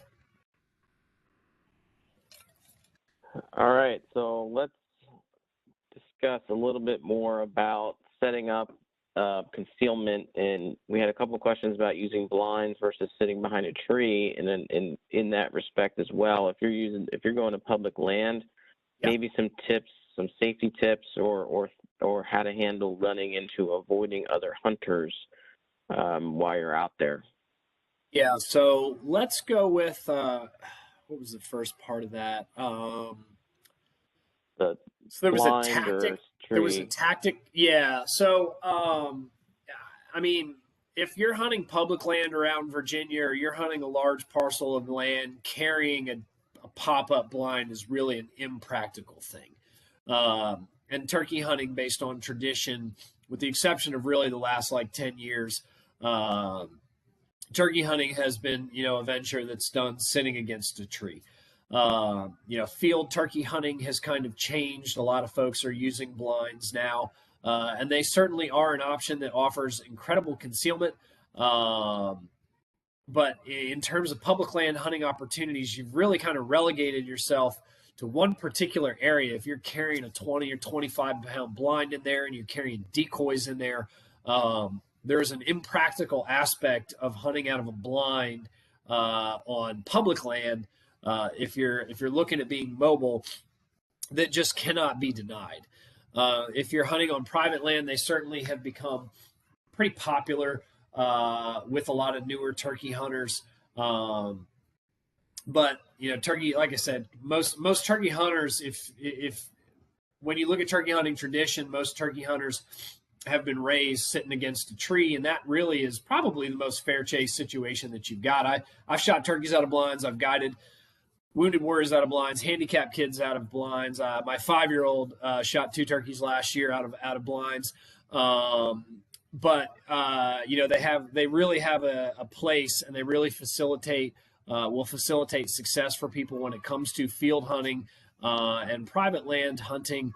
But I would really encourage someone, the intensity of encountering a turkey one-on-one at eye level when you're, completely exposed in his environment is really something that's special. And it's to me, it's just kind of the most intense way to engage turkeys. For new turkey hunters, hopping in a blind is certainly going to conceal movement.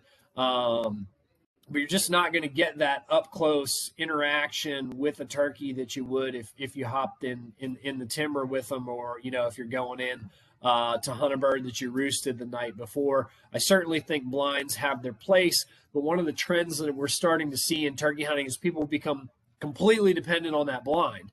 They got to sit in that field, and they got to have those decoys out there, and essentially, that's certainly a way that'll kill turkeys. But if we're looking at developing a skill set and we're looking at becoming better turkey hunters, certainly you can get a great experience out of a blind like that. And I would not discourage anyone, if they have that opportunity, to go and have that experience. But what I would encourage people to do is to recognize that it's a lot different.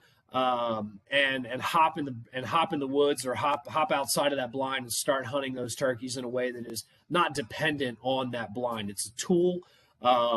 It has effective utilizations. They're really great if you have inclement weather and you have some private land and you only got a weekend to go hunting, to pop up a blind in a field. put some decoys out there. Really good chance that you'll shoot a turkey and be able to be a little bit more comfortable while doing it. So they have their place, but I just don't want to encourage people to become dependent on the blind. In terms of setups, when you're sitting in the woods, when you're picking a setup to sit down on a tree, you obviously want to get down on your knees or bend over, and you want to look at those woods. You want to look at that environment and see what an incoming gobbler or incoming turkey is going to be able to see. Typically, if you can, you want to find a tree to sit on that is at least shoulder width, if not wider. You want to find a tree that, if it has some vegetation on the backside or on the side, on the side of it, that's going to offer some additional ability to break up your outline.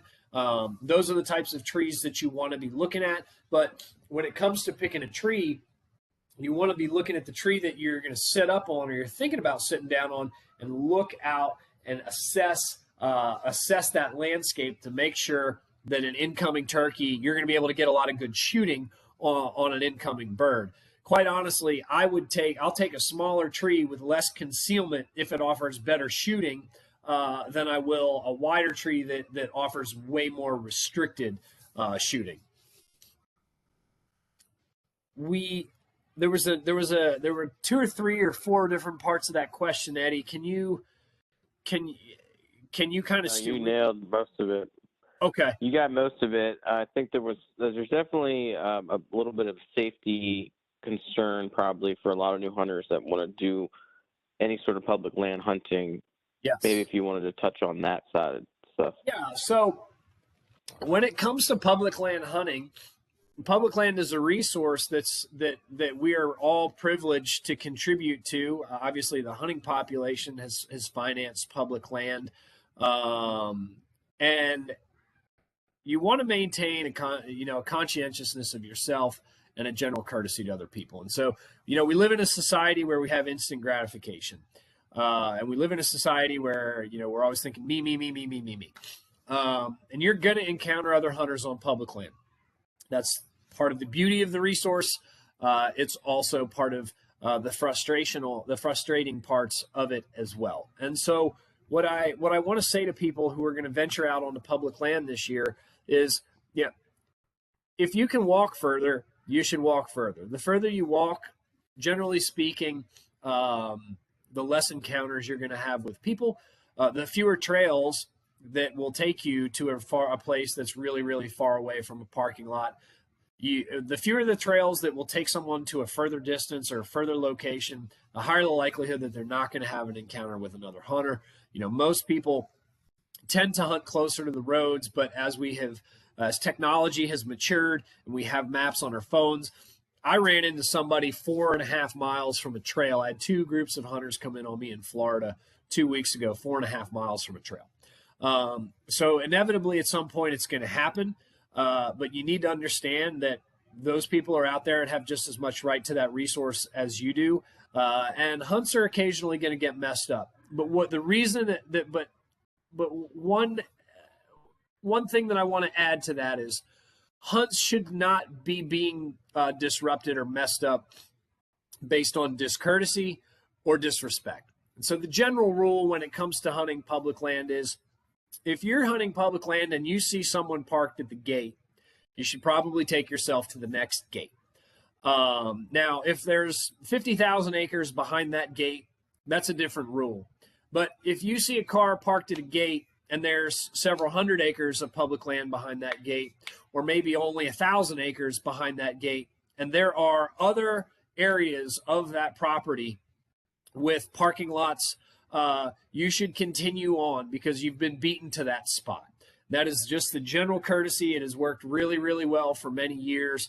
But what we're starting to see now is I would say that code is not as respected as it used to. And so what ends up happening there is someone says, well, you know what? I don't have a plan B, or I'm running late and I want to go and I want to dive in there. And then that person hears the turkey gobbling that the first person was hears gobbling, and we have a collision of hunters at that point where the second person comes in and starts working that bird or bumps that turkey. And that is a situation that should not be happening, and that really only materialized out of discourtesy and lack of respect. So, like I said, there is a threshold. If there's 10,000 acres behind the gate, one person doesn't own 10,000 acres for that morning. But if there's only 800 or 1,000 acres in that general direction, you can bet your bottom dollar that the first group that went in there is going to be hearing those turkeys, and there's no way for you as the second or the third car to go in there and know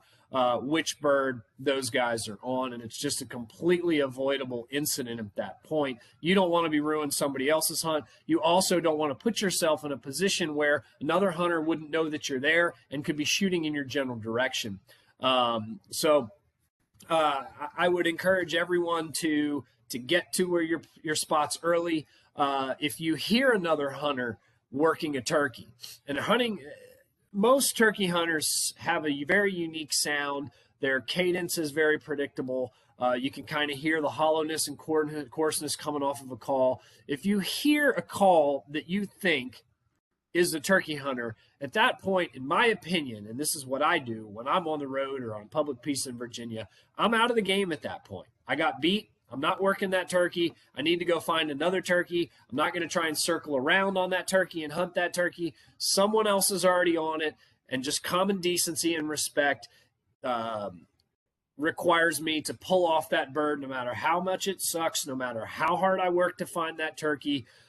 I'm a believer in karma and a believer in doing the right thing. You need to walk away from that turkey and go find another one or eat crow and come back another day. But we always just want to have that conscientiousness that, the opportunity to hunt a turkey on public land shouldn't come at the expense of your own safety, the expense of someone else's, or disregard. So I would just encourage everyone that as you go afield to public lands this year, get there very, very early. You can sleep in your car at a public gate in a lot of different places. Some places you can't, but a lot of places you can. Get there early, go in early, and if you get beat, go somewhere else and just kind of pay that homage, respect the code, and it will pay dividends to you at some point in the future as well. There's a safety issue, and there certainly is a courtesy issue there.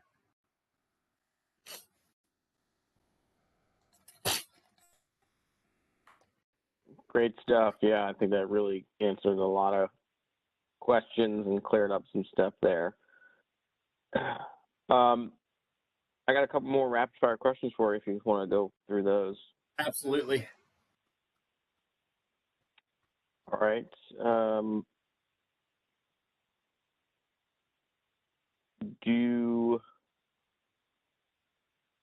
right, let's see here.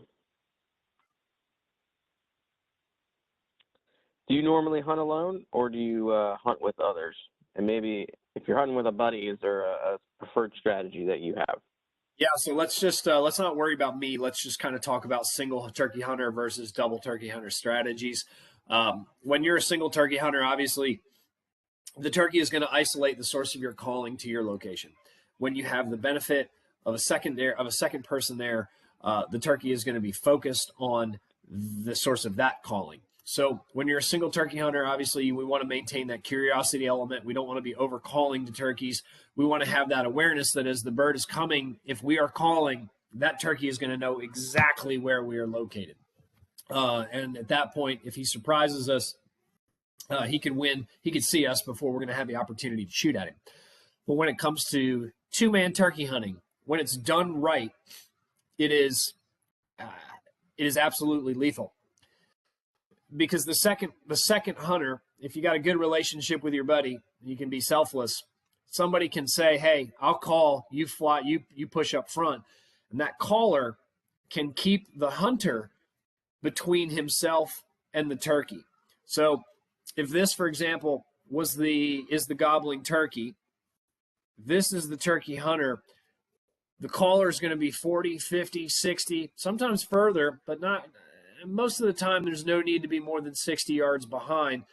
The caller is going to float behind the shooter and always keep the shooter directly in the middle between him and the bird, so that he's going to suck the bird right by the guy that's sitting on the shotgun.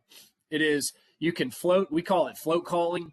So if the bird starts to pivot in one direction, left or right, the caller can start to offset that and move in the opposite direction, so that once again, he's always maintaining that shotgun. The guy on the shotgun is always the fulcrum. He's always directly between the source of that calling and the bird itself, so that that turkey comes unassumingly by the guy on the gun and he kills him. And it is just an incredibly effective tactic. It allows for a lot of on-the-fly adaptation to what the bird is doing. And if you have a good friend that you trust to take you turkey hunting, you know, my brother and I grew up two-man turkey hunting all over Virginia, and we are both largely, one-man bands now in terms of our travels and most of our turkey hunting. So I miss those days where I had the second caller, because you can just absolutely flat out just hammer turkeys with a two-man strategy by forcing the bird to come by the guy on the gun. It's just a fantastic strategy. And it's a lot of fun, and it'll have some great memories too. You guys will be talking about. There's just a lot of stuff to talk about, and quite honestly, shared experiences. The woods are largely a solitary endeavor for a lot of folks, but when you get the opportunity to have a shared experience with somebody else, it just really validates it and kind of further ingrains it into the memory bank. And I can tell you, when I look at those pictures of two-man turkey hunts from recent times or even years past, it's always a big smile on my face, because it was that success was shared with somebody else. And the failure was, if there is failure there, it's constructively learned and two people get to learn from it. Outdoors are better together. Yep. Love that. Yep. That's one of our slogans. Eddie, before we delve more into this rapid fire thing, I want to talk about paid time off and creative strategies for people, because I know that there's probably some people in Northern Virginia. There's probably some people from all over the state that are here right now. But at the end of the day, everybody's got constraints on their time. I know we're at 8 o'clock. So when it comes to leave strategies, I always hear people talking about, I don't have enough time. I got to do this. I got to do that. I don't have enough leave. And some of the strategies, especially for folks that live in outside the metropolitan areas that are a little bit further away from a lot of the public land access that's available. If you really want to get out, there certainly is the opportunity to drive the night before to a lot of public lands in Virginia that are within an hour and a half of Northern Virginia, or 45 minutes of wherever you reside. Spend the night in the car, pitch a tent, get on the ground, and throw a sleeping bag down and crash right there. That prevents having to get up at 1 or 2 o'clock in the morning. And a lot of times, you can do that. You can put the kids to bed. You can do the dishes. You can kiss your wife goodnight. You can drive your 2 hours at 8 o'clock at night, 9 o'clock at night, get there at 11 o'clock, spend the night, and you can be there without having to get up super, super early in the morning, and drive to that destination. But one of the things that I also want to talk about is, I think a lot of people think about leave in terms of 8-hour blocks. It's like, well, I got to take the whole day off. And I've never really understood that. And regardless of which occupation or what job I was working, because I really like to break my leave up into 3-hour windows. So, if you have a spot that's within an hour of your office, or an hour and a half of your office, whether you need to sleep there the night before or drive there that morning, you can get a great hunt in for 2.5 hours. And if you've only got, you can hunt from 6 o'clock in the morning or 6:30 in the morning till 8 o'clock, 8:30, 9 o'clock. You only burn 2 hours, 2.5 hours worth of leave, and then you drive back to work and you knock out the rest of the workday. And so what you can do is you can take, if you just cancel your morning meetings, until 10 o'clock, or if you just take those 3 hours of leave, you can take a 12-hour segment and build 4 hunts into it. And even if you have to drive an hour back to work, you can hunt the 2.5 hours, 2.5 hours after fly down, and then you've still got that hour, that 45-minute or that hour drive back to work, and you've only burnt 3.5 hours worth of leave. For those folks that I'm talking to right now who have paid time off concerns. When it comes to public land hunting and weekends, one of the biggest things is, there's a lot of pressure on the weekends. People want to hunt Friday, Saturday, Sunday. They passed a new bill in Virginia this year where you're going to be able to hunt on public on Sundays. You could go down Saturday night, hunt Sunday, Monday, and have a little less pressure on Monday, Tuesday, or on that Sunday, Monday opportunity. So one of the things that I wanted to discuss with paid time off is kind of to plant the seed of thinking about leave differently and thinking about how you can get to these places have a good hunt, and still be able to maintain familial obligations, professional obligations, and just kind of have moderation and be able to actually, you know, enjoy the opportunities that Virginia has, because we are fortunate to have a really healthy turkey population. We do have a pretty long season. We have a liberal bag limit as well. So I just kind of wanted to shift that, you know, plant that seed of changing that mindset. Instead of having to take the whole day off, just take a couple hours in the morning. You know, the more time that you can spend in the woods, the more time you can spend around turkeys, the higher the likelihood that you'll have success. And really, there is a learning curve with anything. And if you really want to be good at something, you have to do it a lot. And I don't know if a lot means somebody gets to go turkey hunting 4 times this year, or if they means that they get to go hunting 15 times this year. But for those folks that are attending this that really want to go out and have quality experiences, your experiences will be enhanced by more frequency in the woods. And there are just a lot of different ways and creative strategies where if you really want to do that, you can explore those opportunities and spend more time in the field each spring. You know, road trips on a Thursday night are awesome. Take Friday off. You got Friday, Saturday, Sunday to hunt. Road trips on a Saturday night now. You can hunt Sunday, Monday, Tuesday. There's just a lot of different ways to skin that cat. But I would encourage everyone to kind of look at their own unique situations and try and figure out how to spend more time in the woods this spring, because you'll enjoy it a lot more.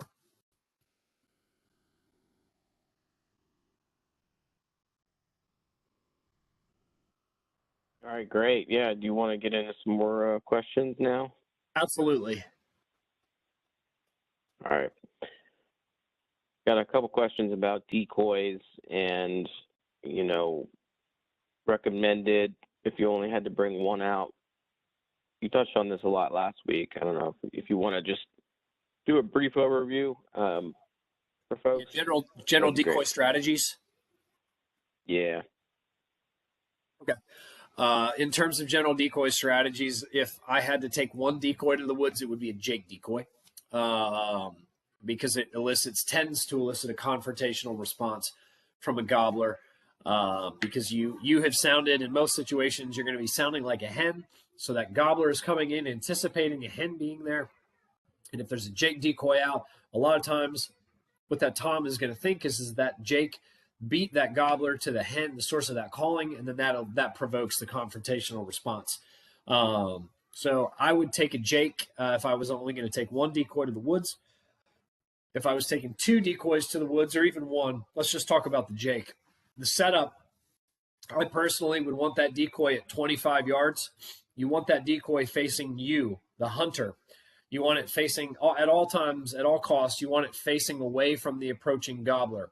Some decoys that are out there do not have stoppers in them that'll control the rotation, so you can break sticks off and put a stick by one side of the tail and the other side of the head to prevent that decoy from swinging around. But at the end of the day, you do not want your decoy facing the approaching gobbler, because that is a very, very aggressive and highly confrontational posture, and there's a high likelihood if your decoy is facing the approaching gobbler that gobbler is going to come in, see that decoy, see it as an aggressive response or aggressive posture, and turn and walk away because he doesn't want to deal with it. So make it easier for the bird to respond in an aggressive manner by facing the decoy at you, away from the approaching gobbler, and that way it'll allow that gobbler to come around the backside of your decoy, and if he wants to confront it, he can swing around the backside and then jump on him at that point. If you were running 2 decoys, a hen, traditional hen, and a Jake decoy setup, I touched on this last week, you would want the Jake decoy positioned exactly where you want to kill the Tom. And this is the case even in a single decoy setup. You want the Jake where you are expecting to kill the Tom, or you want to put the Jake in the most advantageous position that maximizes your field of fire for that bird. But if you're running a hen, I like to run essentially kind of like a half triangle position where I would have the Jake decoy at 25 yards from me, the hunter. I would be positioned, behind the Jake where the Jake is facing at me, and then I would have the hen offset a considerable distance away from the Jake, at least several yards. I want the hen offset for 2 reasons.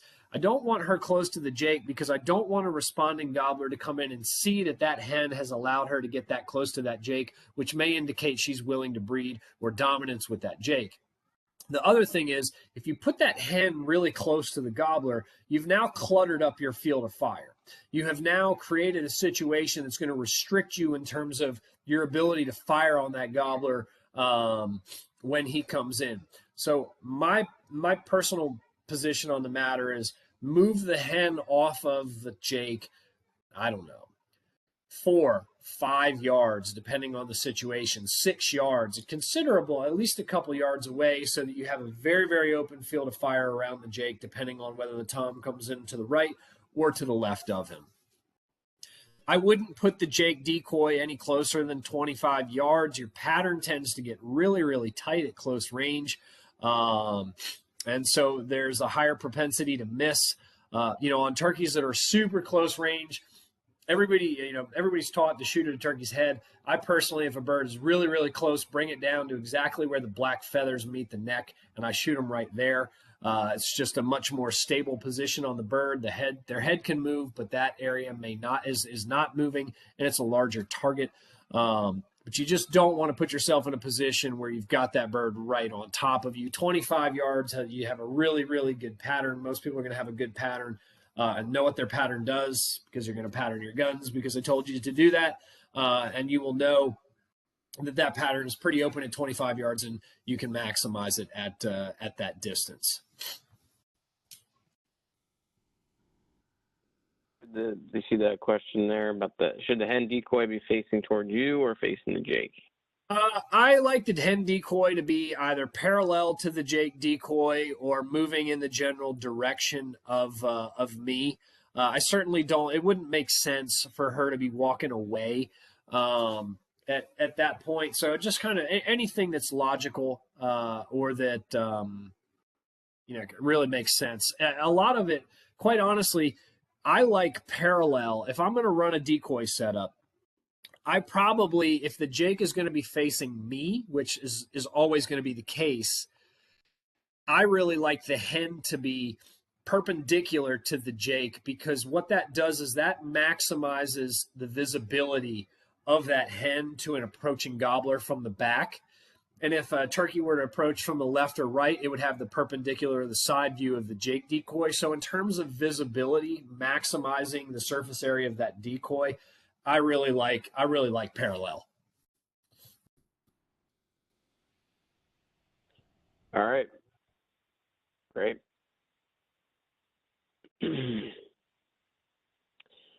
All right, you want me to keep going with some of these questions here? Yeah, sure. I mean, we'll just kind of pivot off. I mean, if people want to do another seminar at some point before the season starts, or kind of evening chat, we can do another one. I think that from a strategic perspective, we hit the key talking points on strategy. So let's just kind of tailor it, Eddie, to what the questions that are coming in right here, right now. Okay. So I would encourage everybody to rewatch the second one when it'll be posted, and I'm going to email everybody the link once it's posted. Where Kyle really got into the various calls and techniques, but for beginners, you want to talk again about what you suggest people pick up if they're buying a turkey call for the first time. Yeah, let's do that. So actually it was there was a viewer from the last one that mentioned push pin calls, and I had forgotten them. I just personally don't carry a push pin call, but for anyone that's brand new to turkey hunting, a push pin call is absolutely the most easiest call platform to generate yelps and clucks off of. They're pretty cheap. You can go to Bass Pro Shops, Cabela's, Midwest Turkey Call Supply is a magazine. They're a small business out of the Midwest. They've got them, but these are small boxes essentially that are spring loaded with a paddle that moves back and forth, and it is literally as simple as just pushing your finger in because a spring pushes it back out. You can get great yelps, you can get great clucks, and sometimes you can get purrs off of them as well. So if you were brand new to turkey hunting and just wanted to go turkey hunting here in 3 weeks and needed to grab a call. A push pin call would absolutely be the easiest option that would take the least amount of work to maintain some or generate some proficiency with.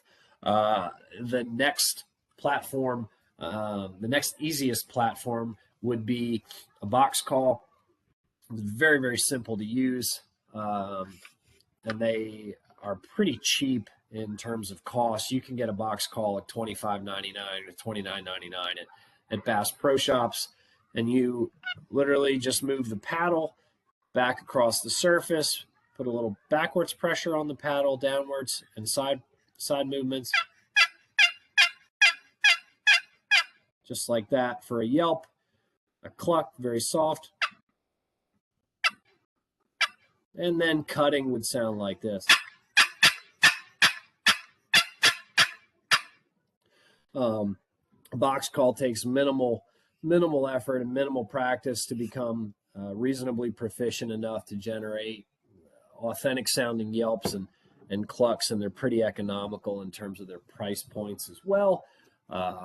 This is a pot call. This specifically is a slate, and people tend to describe pot calls based on the surface that's on the top that's going to be used for friction. So there are ceramic style pot calls, glass style pot calls, aluminum style pot calls, and then you have slate calls. Some of the nomenclature people tend to call pot calls slate calls, regardless of which surface has been installed. But this is a slate call. This is a striker. You move a striker across the surface. In terms of making yelps, pretty simple here. I just like to make really small O's on the call. You can almost go perpendicular back and forth to generate a yelp as well. To generate a cluck, you can just pop the call very, very lightly.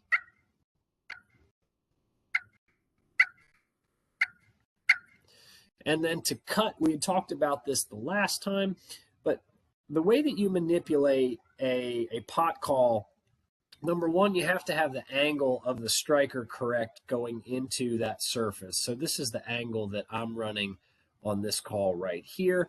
You can adjust that, but you always want to have your fingers on the side of the pot call for a firm grip. I like to anchor the corner of my wrist on the back side of the call so that I have a good anchor point there and a good point of reference to be consistent with my sound quality. You can adjust the angle of that striker based on what that particular call prefers.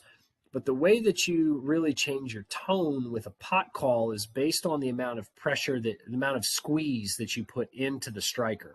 It's not the amount of pressure that you're putting downwards into the call surface itself. It's the amount of pressure, the squeeze that you're putting into that striker.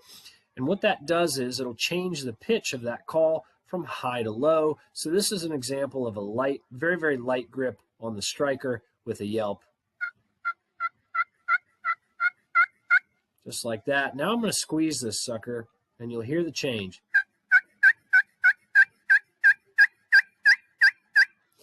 Much different in terms of the sound quality there. But that's just basic turkey pot call tactics in terms of how to manipulate sound. There was a cut we had talked about the last time, and when you cut like a turkey, which is really aggressive clucking essentially, you want to employ a high-low or low-high cadence with your calling. And once again, the way that you do that is you want to grip the striker lightly for one pop, squeeze it down tighter for the next pop, and that'll give you your high-low. I'll do it very slowly right here. Light, hard, light, hard, light, hard, light, hard, light, hard. I'm squeaking right there on the cut, on the second cut, just by putting too much pressure and kind of doing this at a really awkward angle. But that's the basic premise of how you modify sound on a pot call. Those are your basic calling platforms. The last one that I would touch on is a mouth call. In terms of a mouth call for newer callers, you want to run a light read or low read count call. So a single read call or a 2 read call. You can Google double reed mouth call and they'll pop up all over the place, or single reed mouth call. They're widely available, but you want to, as a new caller, you want a call that's going to run on lighter air so that you can start running or start learning the basic, how to generate basic sounds without having to involve your lungs too heavily and become getting exhausted. Any additional questions, Eddie? Yeah, we got a couple more. I think we can, we'll see, we got about 10 minutes left. So real quick, any tips for cleaning and caring of those mouth calls to extend their life? Yeah, absolutely. So let me grab some here real fast. Number one, I carry my mouth calls in a mouth call holder. This is by Houndstooth. There are lots of different call companies that make them, but I also secure that holder to my vest so that it can't fall off. It'll only happen one time in your turkey hunting career where you lose your mouth calls, and it'll never happen again. And hopefully it never happens to you because you listened to me and I told you to tie them to your vest. But I like them secured to my vest. I keep them in a mouth call holder. But one of the biggest tricks to extending, excuse me just a second, extending the life of a mouth call is by using reed separators. So when I was younger, I used to just store my calls in the plastic case that they came from. And what happens, you use them and your saliva saturates the inside and the outsides of those calls, or of those reeds. And so you put your calls away and your saliva's there, and it dries out and it calcifies those reeds together. It becomes really difficult. It's a pain in the butt to get those reeds to break apart. So what I do, and the other thing, before I go into what I do, the other thing that I would notice is when I was hunting a lot, if I was sick like I am now, those calls would retain that bacteria locked in those reeds, and I would get sick during the season. I'd get sore throats on a regular basis. I'd have colds on a regular basis. And my thought process on that is essentially that bacteria was just staying trapped in those calls, and it never had a chance to evaporate. I went to reed separators. So what I do is when I find plasticware, forks specifically, that have really thin points, at restaurants, at get-togethers, I take those thin-pointed forks and I snap them off. And they work great for inserting between the reeds. And that lets air get in between those reeds. It lets them dry. It lets, I just get sick a lot less frequently during the spring. There's a question about mouthwash. The problem with mouthwash is that it has ingredients that will erode and degrade the reed quality. It'll eat the prophylactics and it will eat latex. So there are people that use Listerine, and they use other forms of mouthwash, scope and whatnot, and it'll certainly kill bacteria, but it will kill the longevity and the lifespan of your call. So I like to go with reed separators. All I have to do is saturate this call in my mouth and get the reed separator out, and this call is good to go. I don't have to break the reeds apart. I don't have to sound terrible on it. I can be rocking and rolling immediately with really good sound quality, and I just get sick less by utilizing these reed separators. It's a cheap, highly effective way to prolong the lifespan of your calls. I'm not a guy that has a lot of fidelity to my calls. Like, I run them for the season. Most of the time I've blown them out and stretched them out by the end. So I start each season with new mouth calls, but I certainly become very preferential to that call during that particular season. And reed separators, these are, they're super cheap, super easy, and highly effective. And I would encourage everybody to use them.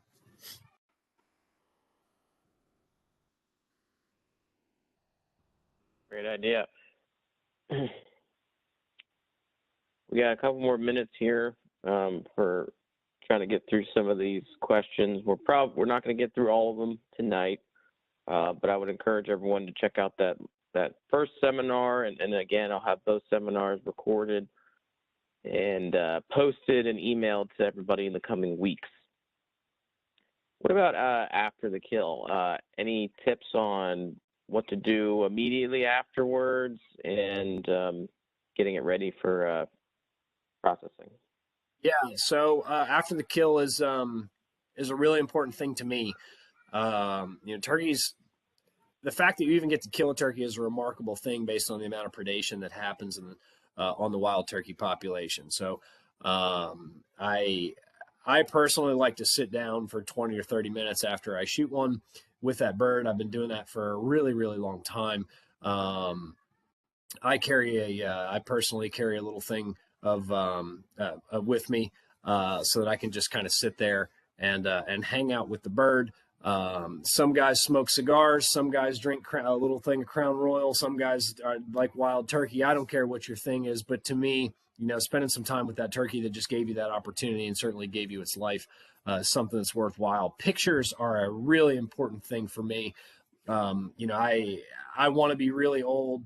And when I can't hunt turkeys anymore, I want to be able to look at a picture and remember that place and remember that hunt. And so I carry a tripod, a small collapsible or manipulable tripod in my vest. And I carry an iPhone holder as well that screws into the top of that tripod. The tripod's only about maybe 8 inches tall. But it has the adapter that screws into the iPhone holder. And then I can put that bird in a place or in a viewscape and have that camera positioned in a way that allows me to capture some of the unique qualities about that place, or capture that bird in a way that's it's really flavorful. I can't talk enough about the picture quality. My brother owns a production company, Chasing 49. They're all about high quality content. I'm not that into it to that degree, but the picture is really important to me, and I think being prepared for success is an important thing. I have lots of truck gate pictures or truck tailgate pictures when I was a kid, and I certainly have those memories and they're favorable. But now with traveling all over and hunting different places and different properties around Virginia, as they go away, they get sold. I'll always be able to remember those pictures in that particular place. And so I would encourage everyone to just kind of think about it in that regard. Give the bird some respect. Take a really nice picture. Take some time with the bird, and that's kind of my post-kill ritual. But also be prepared for success. Have those things available to you. I keep strings with me so that I can hang them from trees. Different lengths of paracord, depending on where I'm at. I can hang them. I can tie the fan apart. I mean, I'm fully prepared to try and get the best picture that I can. You can check out my Instagram if you want to see some decent pictures. It's just Kyle C. Ott with the underscore between Kyle and C and Ott. You can check out Chasing 49 for their content as well.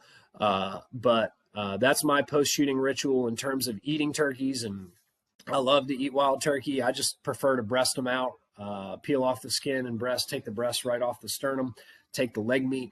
I love to smoke turkeys. I love to make turkey kebabs, wrap them in bacon with green peppers, onions, and mushrooms, put them on kebabs on the grill. Fried turkey is obviously, I guess you could screw it up, but by overcooking it, but fried turkey is just absolutely mouth-watering. Tons of different ways to prepare turkey, and I know the culinary component is a big thing that's bringing new hunters in. So look at online resources like Field to Plate and whatnot in terms of creative ways to prepare those birds. Turkey legs are great for tacos, for taco meat and fajitas, but that's just kind of my post-kill ritual. I certainly call, Virginia's great with the application in terms of checking your bird in.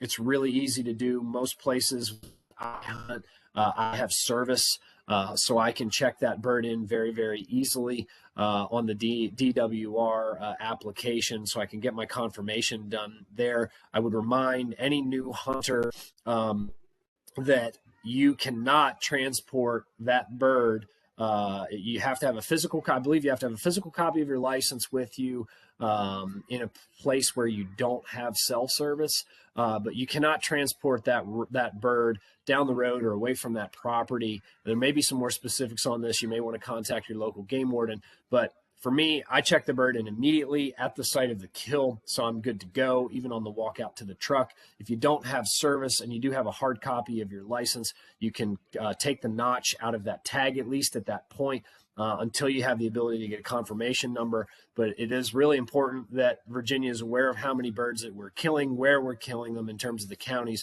so that they can effectively make adjustments to the season if need be, based on those harvest numbers. So don't forget to do that.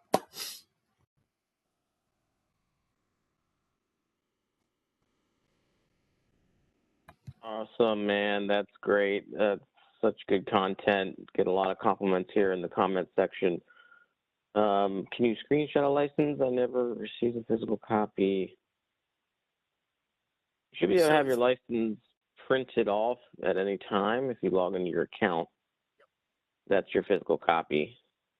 You can also download the Virginia DWR app and sync your customer profile with your license, and your license will be uploaded to the DWR app, and you can check in game that's harvested from there. It'll be saved and retained in the app with your confirmation number.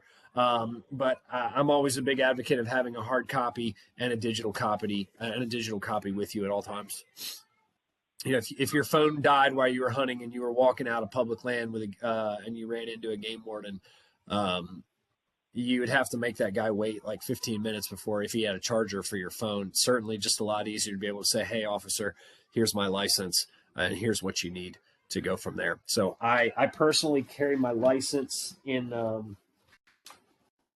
so I have a little mini portfolio here that I carry with me at all times in one of the zippered components of my vest. This is my Virginia Hunter safety card.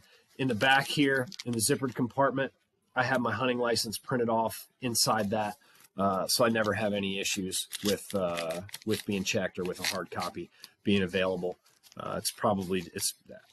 I really like this practice personally of just having this with me at all times. I can, put out-of-state hunting licenses as I travel. If I have to print off tags, I can put them in here. This is just kind of my command center in terms of my licenses.